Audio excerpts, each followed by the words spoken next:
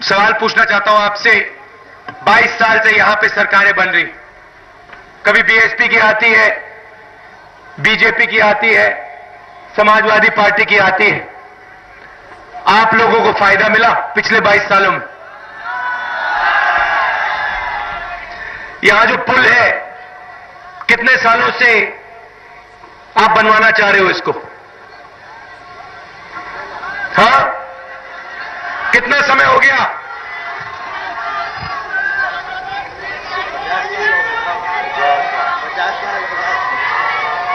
ये 22 सालों में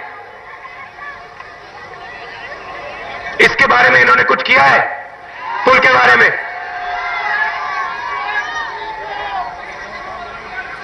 देखिए, यहां आते हैं, चुनाव से पहले आते हैं और वायदे करते हैं, कहते हैं भैया हम ये कर देंगे, वो कर देंगे, ये बदल देंगे, वो बदल देंगे। मुलायम सिंह यादव जी आते हैं, कहते हैं भैया मैं सबको मुफ्त में बिजली दूंगा। 2007 में सरकार थी उनकी, मुफ्त में बिजली मिली आपको? अच्छा, मुफ्त छोड़ो, बिजली मिली? कितने घंटे मिलती थी? 4 घंटे। 4 घंटे मिलती थी, और वो भी रात को 2 घंटे। 2 घंटे मिलती थी रात के समय। और आज मुलायम सिंह यादव जी आते हैं और कहते हैं मैं सबको मुफ्त में बिजली दूंगा। 22 साल से बिजली का एक कारखाना नहीं बना उत्तर प्रदेश में। कहां से आएगी बिजली? आसमान से टपकेगी क्या? तारे गिरेंगे आसमान से?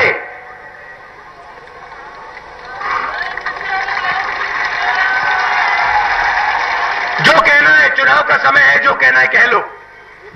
बुंदेलखंड गए, बुंदेलखंड में कहते हैं मैं बुंदेलखंड में कहते हैं मैं बुंदेलखंड को इजराइल में बदलना चाहता हूं। बुंदेलखंड के लोगों को इजराइल नहीं चाहिए। बुंदेलखंड के लोगों को पानी चाहिए, स्वास्थ्य चाहिए, किसानों को मदद चाहिए। 7 साल से वहां नहीं गए, मायावती जी एक बार नहीं गई। चुनाव आया, कहते भैया हम बदल देंगे बुंदेलखंड को। और बुंदेलखंड के लोग देख रहे हैं भैया ये क्या हो रहा है। 7 साल हमारे लिए कुछ नहीं किया।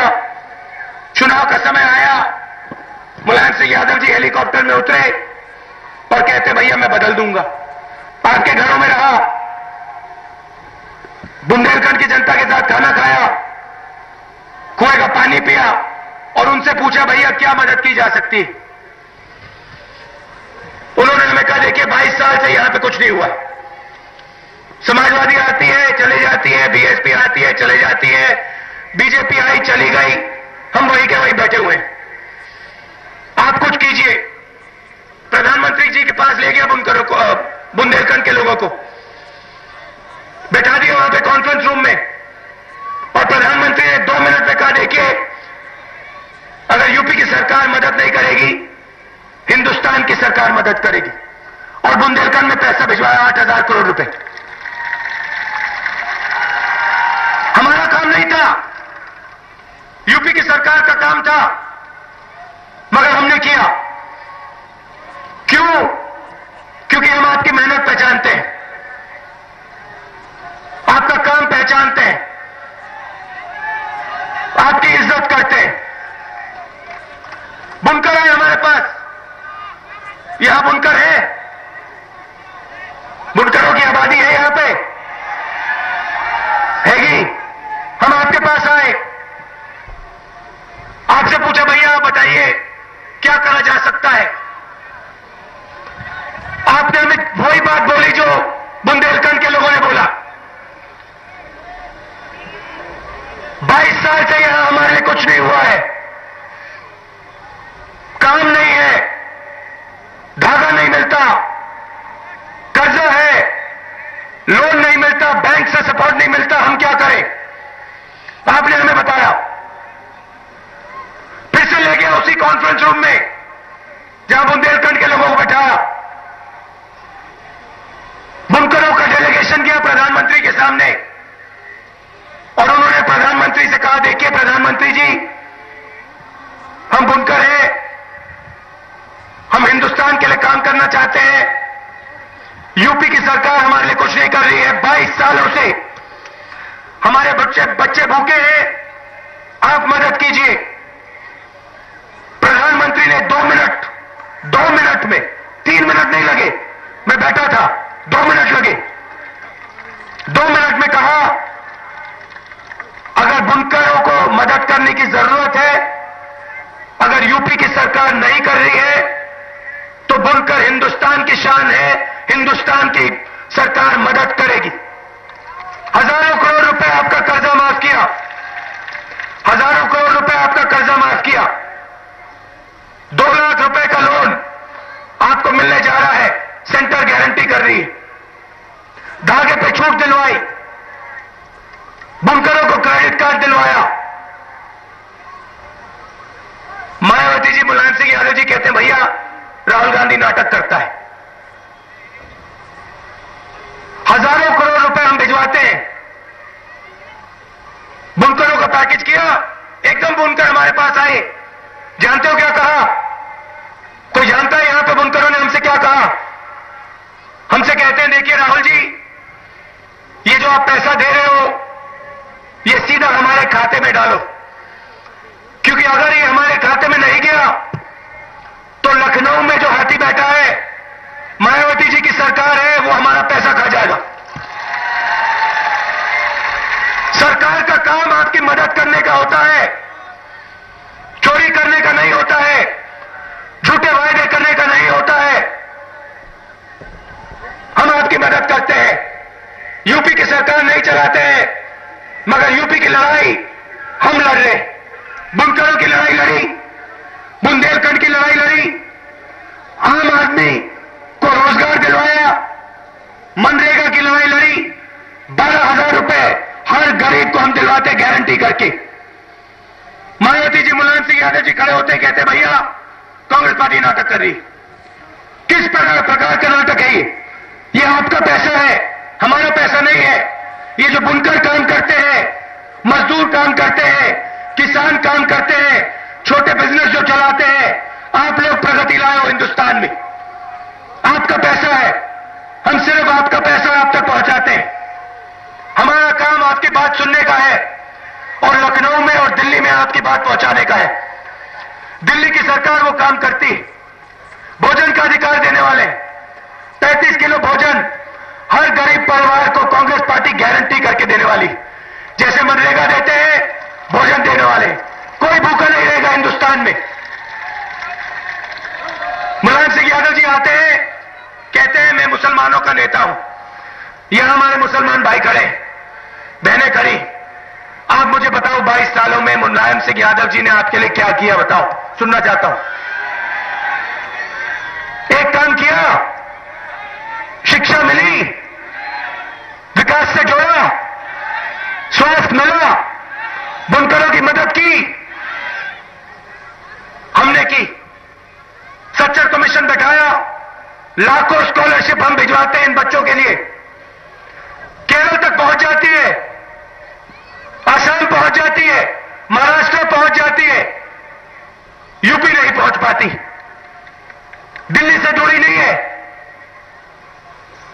लखनऊ दिल्ली में कोई दूरी नहीं है, हजारों करोड़ रुपए भेजते हैं, स्कॉलरशिप के लिए भेजते हैं, हर डिस्ट्रिक्ट में भेजते हैं जहां हमारे अल्पसंख्यक भाइयों की आबादी, हर डिस्ट्रिक्ट में यहां भेजते हैं। आपको फायदा मिला? कुछ नहीं। अब आप जाइए, आंध्रा जाइए, महाराष्ट्र जाइए, वहां पूछिए, स्कॉलरशिप मिली? हां। डिस्ट्रिक्ट में पैसा मिला? हां। बिजली के लिए पैसा मिला? हां।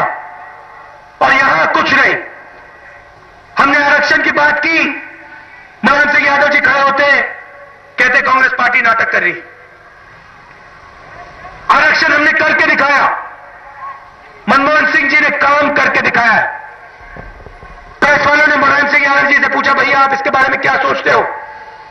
जब वो चीफ मिनिस्टर थे तब पूछा, सन्नाटा छा गया था जैसे अभी छाया है, एक शब्द नहीं बोला। उनसे पूछा, भैया 70 डिस्ट्रिक्ट 70 से ज्यादा डिस्ट्रिक्ट है यूपी में, एक डीएम मुसलमान है, एक एसपी मुसलमान है। इसके बारे में आप क्या सोचते हो? सन्नाटा। और फिर हमने किया, मुलायम सिंह यादव जी खड़े होते, कहते अगर मैं होता तो मैं ज्यादा करता। आप थे, 3 बार आप मुख्यमंत्री थे, तब आपने नहीं किया, मगर जब कांग्रेस पार्टी ने किया तो आप कहते हो कि अगर मैं होता तो ज्यादा करता। अब आप कह रहे हो कि सबको बिजली दोगे, बुंदेलखंड में गए इजराइल बना दोगे, कहीं और गए, कहते हैं भैया यूपी में जिसको भी इलाज चाहिए मैं उसको विलायत भेजूंगा, बेरोजगारी भत्ता, सब वायदे शुरू हैं। 3 महीने चुनाव से पहले शुरू हो गए थे और जिस दिन चुनाव खत्म होगा उस दिन बंद हो जाएंगे। आप वहीं के वहीं रहोगे। मायावती जी कहती है मैंने चिट्ठी लिख दी, आरक्षण के बारे में मैंने चिट्ठी लिख दी। केरला में कांग्रेस की सरकार है, उन्होंने किया। कर्नाटक में कांग्रेस की सरकार है, उन्होंने किया। आंध्र में कांग्रेस की सरकार है, उन्होंने किया। चिट्ठी नहीं लिखी, काम किया। और यहां मायावती जी कहती है चिट्ठी लिख दी। मुलायम सिंह यादव कहते हैं अगर मैं होता मैं ज्यादा करता। 22 साल चलाए इस प्रदेश को इन लोगों ने, सिर्फ वायदे किए। मैं आपसे यहां वायदे करने नहीं आया हूं, आपकी इज्जत करता हूं मैं। आप में ज्ञान है, आप में जानकारी, वायदे आपने खूब सुन लिए। मैं आपसे सिर्फ एक बात कहना चाहता हूं, दिल्ली में आपकी सरकार है, जो भी मदद आपको चाहिए हम देते हैं, जो भी आपको चाहिए और हम कर सकते हैं हम करते हैं। बुनकर पैकेज, बुंदेलखंड पैकेज, मनरेगा, प्रधानमंत्री ग्राम सड़क योजना जो गांव को सड़क से जोड़ती है, नेशनल हाईवे, आरक्षण, सच्चर कमीशन, लिस्ट बना दी। वायदे नहीं किए थे हमने, काम किया है। 2009 में चुनाव लड़ा, वायदों की लिस्ट नहीं पढ़ी हमने, मगर काम जरूर किया। 2004 में चुनाव लड़े, काम किया, इसलिए 2009 में जीते। जाइए देखिए, आसाम में देखिए 3 बार जीते हैं, दिल्ली में 3 बार, आंध्र में, जहां भी हमारी सरकारें हैं हम काम करते हैं, वायदे नहीं करते। मैं आपको सिर्फ यह कहना चाहता हूं, उत्तर प्रदेश पीछे पड़ रहा है। यहां हिंदू को मुसलमान से लड़ाया जाता है, एक जात को दूसरी जात से लड़ाया जाता है। बाकी प्रदेश आपको पीछे छोड़ गए। आप महाराष्ट्र को बढ़ाते हो, पंजाब, हरियाणा, आंध्र, कर्नाटक, असम, इन प्रदेशों को आप आस्ते आस्ते पीछे से धकेलते हो अपने पसीने के साथ। चले जाओ बंबई, वहां पूछो काम कौन करता है, यूपी के लोग। दिल्ली में मेट्रो किसने बनाई? आम आदमी ने, यूपी के आम आदमी ने, अपने पसीने के साथ। उसका परिवार यहां रहता है, वो जाता है।